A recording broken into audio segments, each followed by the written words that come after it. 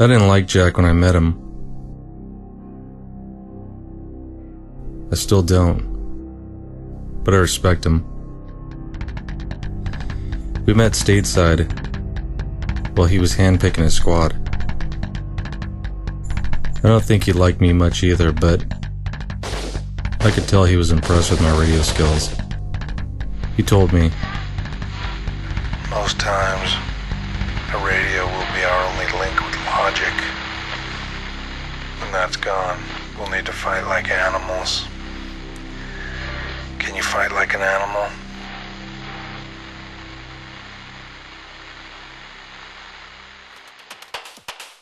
My answers must have been good enough, because for the next 6 months of training, we got to know each other. Well, let's just say we got to know of each other. There were 6 men in our squad, but by far, Jack was the most interesting. He had combat experience. He'd been to the Gulf before. For most guys, that didn't amount to a whole hill of beans. We fought the first war. It wasn't really a war at all, but a glorified training mission. A reason for the war machine to play with all of its toys.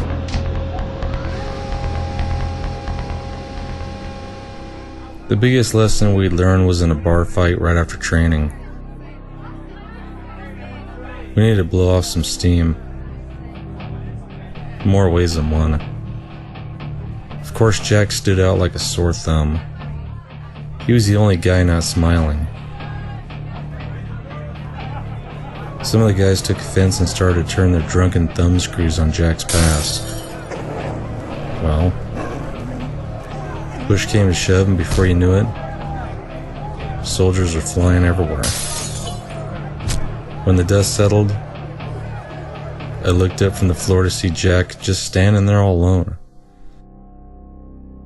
And all he did was wipe the blood from his chin, step back up to the bar and order another round for any man that could get up and get it. They got up off the floor, one by one, and knocked back their shots.